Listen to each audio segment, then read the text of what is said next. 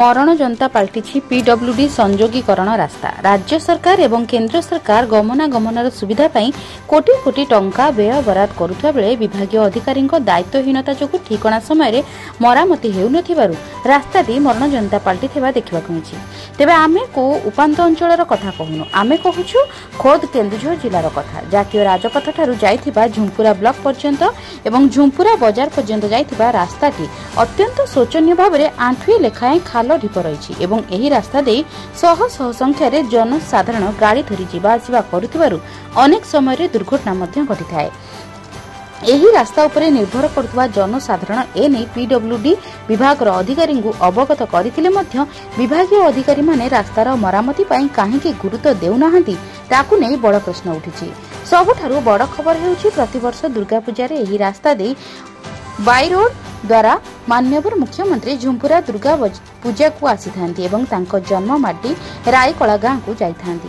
तेबे जातीय राजपथ ठारू संयोगीकरण होइथिबा पीडब्ल्यूडी रास्ता को स्वतंत्र भाव में गुरुत्व देबाकू साधारण लोकंको दाबी रहिछि एवं देखिबाकू बाकी रहिछि केबे विभागीय अधिकारी निद भांजिबो एवं रास्तार उन्नतीकरण होई परिबो। सर आपनको परिचय दे हमर परिचय एमडी दिलदार हुसैन घर चढ़ईबुड़। सर कोन कहबे रास्ता को लेकिरे रास्ता रे तो आज्ञा पैसा एते मिलुची डीएमएफ रो प्लस एनएचआई रो उठोची टोलगेट किंतु आमे खालो रे जीवा आसबा करूछु। सरकार को कोन कहबे सरकार को निवेदन करबा जे रास्ता मरामती करले भलो हेबो। गाँव चंपुआ ए रास्ता रे मु डेली जीवा आसबा करूछु।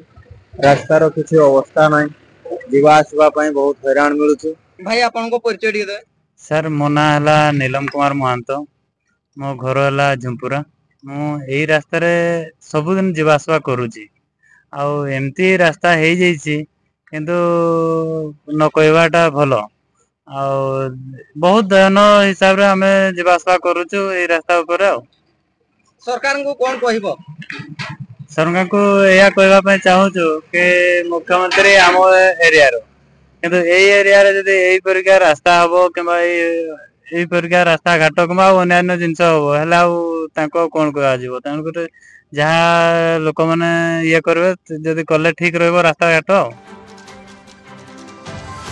रंजन बेहरा रिपोर्ट के पब्लिक न्यूज।